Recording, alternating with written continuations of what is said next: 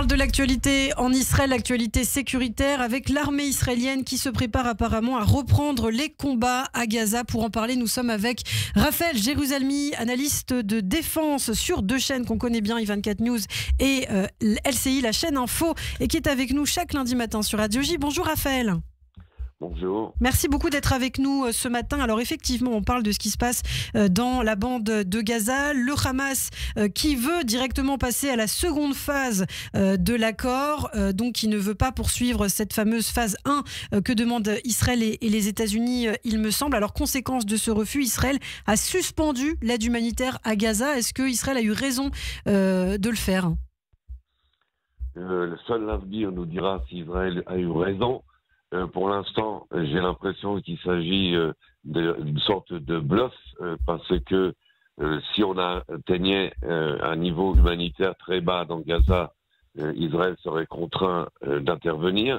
Israël peut se permettre de faire cela parce qu'en ce moment, à Gaza, il n'y a pas de crise humanitaire, il y a suffisamment de nourriture pour tout le monde. Et donc, ce n'est pas véritablement un levier, d'autant plus que lorsqu'il y a de la nourriture, il y en a surtout pour le Hamas, car le Hamas détourne cette aide humanitaire à son avantage.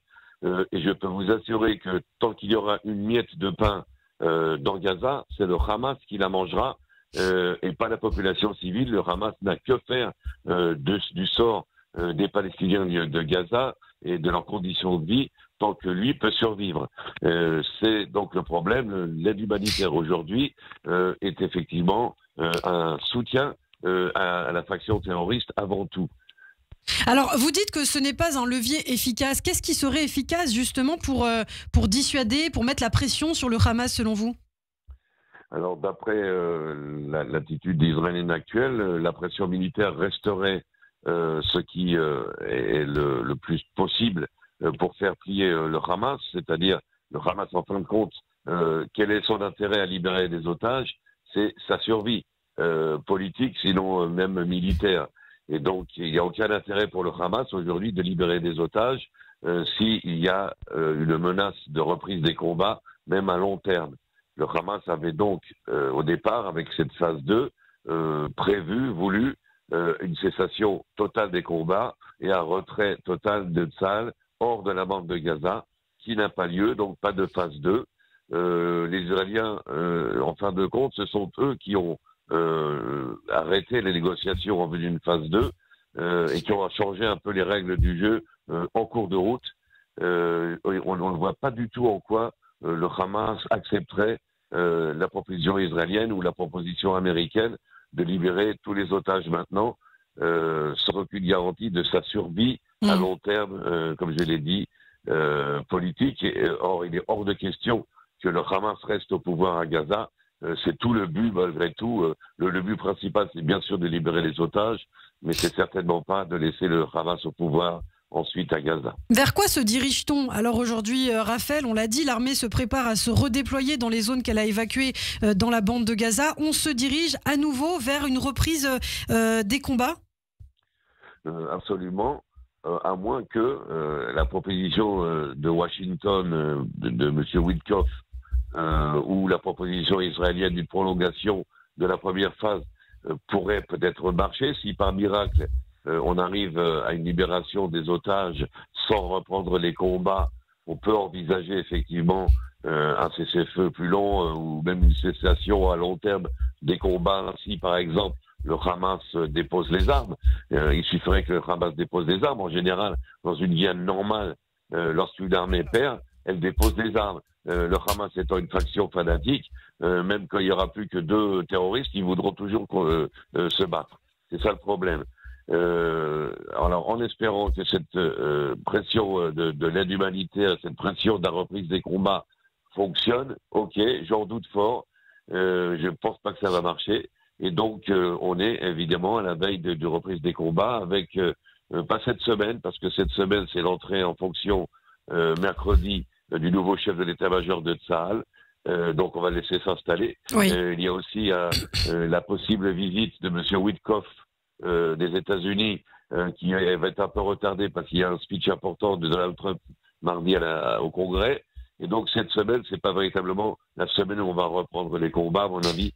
si déjà ça sera la semaine prochaine, plus on va laisser une chance aux négociateurs et au Hamas de réfléchir aux propositions sur la table.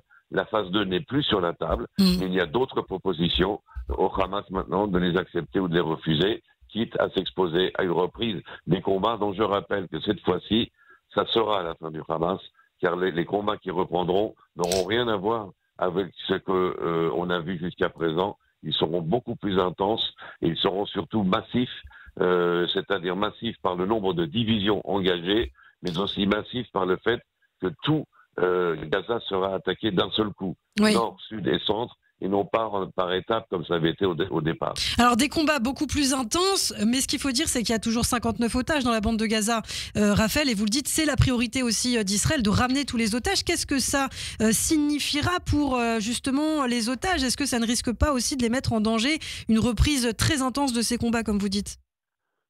C'est déjà néfaste pour les otages parce que la suppression de l'aide humanitaire entraîne automatiquement, on le sait, une punition des otages. On avait vu lors du durcissement des conditions de vie des détenus palestiniens dans les zones israéliennes, les otages en avaient été punis, pénalisés dans les tunnels et on les avait affamés encore plus. Là, je peux vous assurer qu'ils sont aussi punis. Donc c'est très très néfaste pour les otages. C'est à mon avis un risque énormément disproportionné qui est pris par Israël. Si l'objectif numéro 1, c'est la libération des otages, il fallait aller vers la phase 2 qui était prévue initialement. Les familles des otages ont absolument raison de s'angoisser et de considérer que le gouvernement israélien actuel n'a pas en priorité comme objectif la libération des otages, mais bien la destruction du Hamas, qui, elle, pourrait attendre. Il faut détruire le Hamas, mais ça peut attendre. Ce qui ne peut pas attendre, ce sont les otages. Malheureusement, on l'a vu depuis le 16e jour de la première phase, jour où devait commencer des pourparlers sur la phase 2. Et aucun pourparler n'a été entamé par les Israéliens. Et non seulement les Israéliens n'ont pas parlé de cette phase 2 et ont changé les règles en cours de route, mais ils ont en plus changé de négociateurs. Et après des négociateurs hautement qualifiés, comme on était le chef du Mossad et le chef du Shin Bet, 2 négociateurs incompétents ont été nommés et sans aucun mandat. M. Ron Dermer, qui est un béni-oui-oui de Benjamin Netanyahou, M. Gal Hirsch, qui est d'une incompétence telle que la famille des otages ne peuvent même pas le voir en peinture. Et ces 2 personnages, en plus, n'ont pas de mandat pour négocier pratiquement quoi que ce soit. On est donc ici dans une impasse. Alors justement, c'est intéressant, vous parlez de cette incompétence de certains responsables en Israël. Aujourd'hui, on sait que plusieurs familles d'otages, de victimes du 7 octobre exigent une commission d'enquête d'État sur la faillite sécuritaire du 7 octobre. Pourtant, on l'a vu, certains responsables israéliens reconnaissent leurs erreurs, reconnaissent leurs responsabilités, comme l'ancien chef d'état-major sortant qui a reconnu sa responsabilité effectivement, qui a dit que Tsahal pensait le Hamas incapable de mener une attaque surprise et finalement qui avait sous-estimé les compétences du groupe terroriste. Cette commission d'enquête d'État sur le 7 octobre, elle est importante selon vous, Raphaël? Oui, pour en tirer les leçons, pas pour punir les gens ou faire tomber des têtes, mais pour bien savoir ce qui s'est passé et ne pas recommencer. Car on aurait pu avoir, on l'a vu aujourd'hui, la même chose au nord avec le Hezbollah, dont on surestimait la capacité de tir de missiles, mais dont aussi sous-estimait le nombre de tunnels et de possibilités d'infiltration vers le territoire israélien pour commettre aussi des massacres, qui d'ailleurs étaient coordonnés avec le Hamas. Et donc, il est très important, il est évident, et aujourd'hui c'est clair, et Tsahal l'a publié, que Tsahal est responsable principalement, un échec donc militaire et un échec de l'intelligence militaire, aussi sur le plan opérationnel du commandement sud. C'est clair, c'est net, il va falloir bien encore approfondir ces enquêtes internes de l'armée et des services de sécurité, échec aussi sur le plan de l'intelligence, du renseignement, échec du Shin Bet, très très clair. Mais ces échecs ne suffisent pas à expliquer ce qui s'est passé le 7 octobre, car le 7 octobre est l'aboutissement d'un long processus historique, politique et diplomatique qui a fait que le Hamas est devenu le monstre qu'il est devenu et qui a été renforcé au fil des années. Et là, c'est une responsabilité qui n'est plus militaire, mais qui est politique, dans certaines décisions de certains gouvernements israéliens qui se sont mis le doigt dans l'œil, tout simplement. Donc il y a cette erreur-là. il y a une erreur, il y a aussi une enquête, à mon avis, qui doit être menée par rapport à l'attitude de la communauté internationale et des Nations Unies. La communauté internationale et des Nations Unies sont indirectement ou directement complices et responsables des massacres du 7 octobre de par leur politique anti-israélienne. C'est très très grave.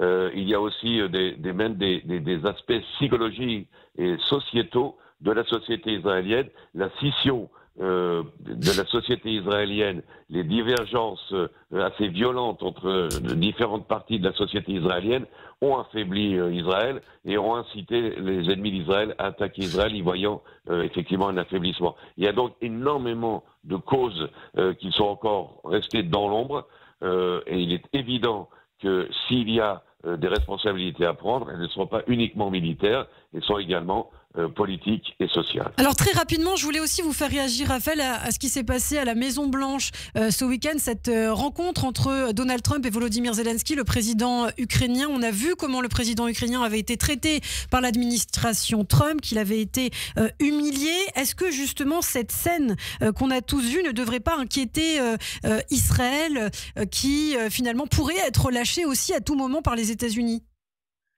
Absolument. Il est évident qu'on peut obtenir énormément pour Israël de la part de Donald Trump et de cette administration aujourd'hui à Washington, mais à la condition d'obéir au doigt et à l'œil à Donald Trump. Je pense que Benjamin Netanyahu l'a très bien compris. Il ne pourra pas commettre une incartade et en faire à sa tête. Il sera obligé d'écouter ce que lui dicte Donald Trump. Donc je pense que ça c'est compris. D'un autre côté, pour l'instant, Benjamin Netanyahu a un soutien politique inespéré pour sa propre survie de Premier ministre israélien.